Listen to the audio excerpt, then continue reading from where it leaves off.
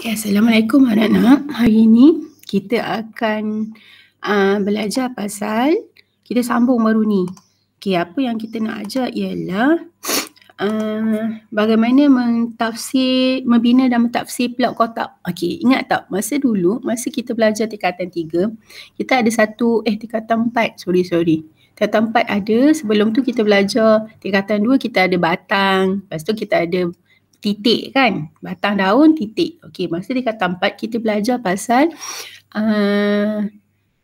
plot kotak. Okey, plot kotak ni sebab apa kita nak kena present dalam plot kotak? Ingat, kalau plot kotak dia ada 5 data yang kita ambil. Okey, contoh dia ialah, nilai yang kita ambil ialah nilai minimum, nilai kuartil pertama, median, kuartil ketiga dan nilai maksimum.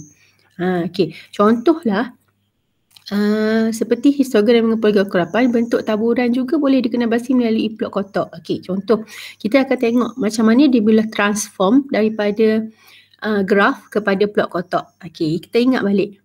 Hak depan ni adalah minimum, hak ni Q1, ni Q2, Q3, ni adalah nilai maksimum. Ingat, depan dia ada 5 lah, maknanya kita akan plot dengan 5 benda. Lepas tu barulah kita sambung buat kotak. Okey, sekarang ni ada beberapa jenis plot kotak. Plot kotak pertama ialah simetri. Once kita kata simetri, dia sama. Sama. Okey, sorry. Yang kedua, kita ada pencong ke kiri. Apa maksud pencong ke kiri? Sebabnya ia berat ke kiri. Macam tu. Maknanya titik minimum dengan kuartil pertama jauh. Okey. Yang ketiga ialah pencong ke kanan.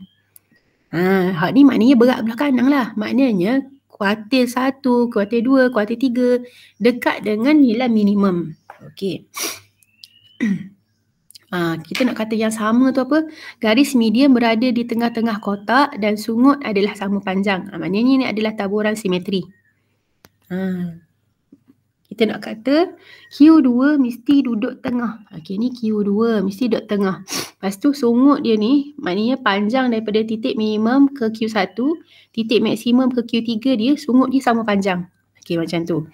Okey, kalaulah tak sama panjang, tak sama saiz, okey, B1 bahagian kiri kotak lebih besar. Okey, cuba tengok. Bahagian kiri kotak lebih besar. Jadi belah ning lah lebih besar kan. Jadi dia pencong ke kiri. Kalau bahagian belah kanan tu lebih besar, ginilah nak ingat, kotak tu duduk belah mana. Macam tu. Okey, sungut kiri dan sungut kanan mewakili skor di luar median.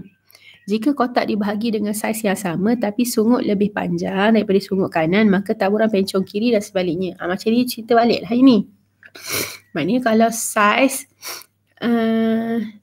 sama, maknanya contoh ni, saiz sama. Saiz sama tapi saiz kotak ni sama, tapi kalau sungut lebih panjang, okey, katalah sungut lebih panjang belah kanan. Terbalik. Maknanya sungut panjang belah kanan ni. Ni kanan. Sorry, cikgu bertukar. Jadi, dia adalah pencong belah kiri. Macam tu. Walaupun plot kotak dia tak sama. Plot kotak yang sama saiz. Ni dia tunjuk tak sama saiz. Okey.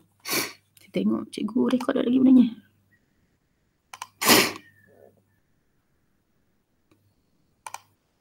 Okey. Next. Okey, contoh ni macam mana kita nak buat plot kotak tu ialah, okey, yang pertama ni contoh ogif. Okey, ogif ni katalah dia kata ada jisim 90 buah belimbing. Okey, total maknanya kekerapan longgokan kita 90. Okey. Dia adalah jisim dengan kekerapan longgokan. Maknanya berapa berat dia, lepas tu berapa kekerapan longgokan. Okey. Kita ada dah nilai minimum hak depan sekali.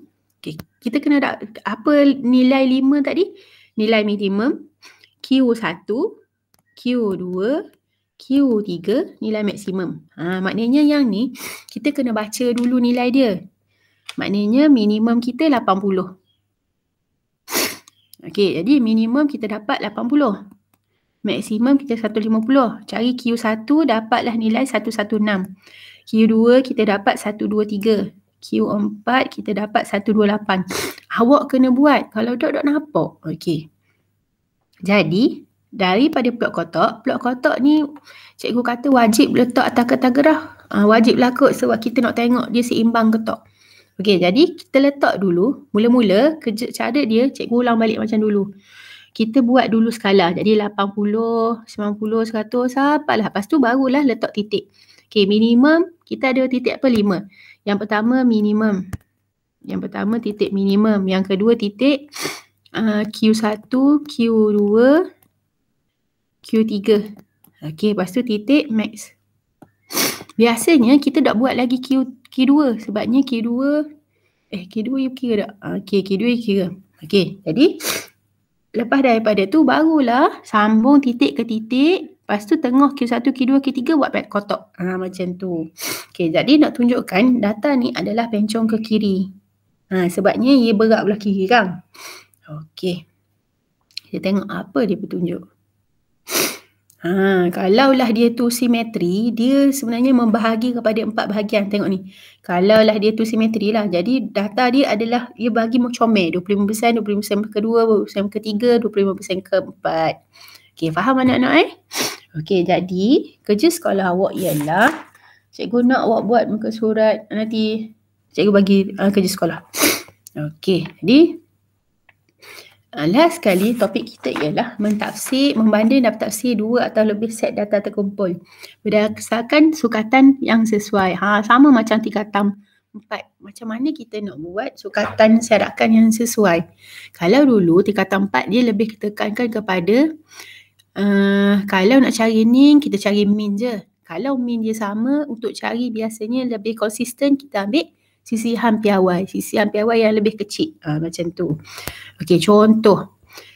Ni data. Okey, soalan nak. Soalan dia term sama je sebenarnya. Berdasarkan min dan sisihan piawai, tentukan hybrid bunga menghasilkan kelopak lebih mekar dan konsisten. Berikan justifikasi anda. Macam tu. Justifikasi ialah sebab. Sebab apa kita kata konsisten? Okey. Tapi ginilah cikgu kata soalan dia skematik. Once kita kata konsisten, sisihan piawai kecil ke besar? Kau boleh lalu sisihan piawai kecil. Macam tu. Kalaulah min dia sama, tapi kita kira sisihan piawai lain. Jadi kita akan tengok sukatan sediakan yang sisihan piawai tadilah. Okey, dapatlah sisihan piawai, kira. Yang ni kita kena buat sesuai dalam jadual. Okey, contoh yang ni. Ni sama. Mesin manakah yang menunjukkan prestasi lebih baik? Jadi, kita guna sisihan piawai. Okey, ni. Lebih tahan lama dan lebih baik. Sama juga sebenarnya. Dia nak suruh cari sisihan piawai. Okey, nanti kita tengok. Dia kena buat satu-satu baru kita nampak. Okey. Tu yang cikgu kata senang je kita nak buat. Macam mana kita nak cari data. Nak buat present PBD ataupun nak masuk dalam pertandingan tu. Dia sebenarnya cikgu kata dia linking. Cikgu nak kita akan buat soalan tu. Kita ketik data, kita buat jadual. Macam contoh cikgu bagi dah. Lepas tu kita interpret daripada data tu. Okey. Tak apa. Nanti kita cikgu guide macam mana nak buat PBD tu. Sekaligus kita buat masuk pertandingan. Okey. Okey, bagaimana menyelesaikan masalah melibatkan sukatan seriakan data terkumpul. Okey, jadi contohlah soalan ni. Ni dia guide awak satu-satu. Okey, satu tinjauan dijalankan di sebuah pasar raya, mengkaji tempoh masa dalam jam diambil oleh pelanggan untuk membeli barang. Hasil ditunjukkan oleh OGIF. Okey, bagi dia OGIF. Okey, daripada OGIF dia suruh bina jadual kekerapan bagi masa yang dia ambil untuk membeli. Okey, dia bagi dah kelas. Selang kelas dia bagi dah. Lepas tu dia kata masa diambil oleh pelanggan untuk membeli. Okey. Masa ialah Pak CX kita. Pak CX kita selang kelas dia ni dah dia bagi dah. Seterusnya anggarkan min dan sisihan piawai. Okey. Jadi apa nak buat? Yang pertama, soalan kita adalah nak cari min dengan sisihan piawai. Okey, masalah kita. Yang kedua, kita rancang strategi. Jadi kita nak rancang strategi ialah kita nak bina jadual kekerapan daripada OGIF. Yang pertama bina, yang kedua kita nak buat apa dia? Kita menghitung min dengan sisian piawai. Okey. Jadi, okey, macam mana nak kira macam cikgu kata tadi. Kalaulah diberi kekerapan longgokan, tapi contoh cikgu ni katalah ni tak ada lagi. Okey. Mula-mula tulis dulu kekerapan longgokan. Saya kekerapan. Katakanlah kekerapan longgokan pertama ialah 0, 6, 22. Okey, jadi nak cari kekerapan kita kena reverse tolak ni. Jadi sini 0, 6 tolak 0 dapat 6. 22 tolak 6 dapat berapa? Macam tu. Okey, faham lah tu. Ni cikgu highlight dah masa baru ni. Okey, buat pun buatlah. Jadi cari min, cari siang piawai. Okey. Okey, hak lain semua sama. Okey, yang ni cikgu kata nak buat laporan projek tu. Okey, awak baca dulu laporan projek ni. Kajian menunjukkan berat badan berlebihan dan obesiti. Ni pun tajuk best. Okey. Cikgu rasa tak ada dah apa-apa soalan. And untuk soalan ni, okey, jadi hari ni sebabkan kita belajar pasal plot titik, cikgu nak suruh awak buat dalam muka kerja sekolah muka surat 137. Okey, pastekan jawapan dekat Telegram. Muka surat 137 ni buku modul A+ tu. Modul A+. Okey, paste jawapan dekat Telegram. Soalan nombor 5. Okey. Lepas tu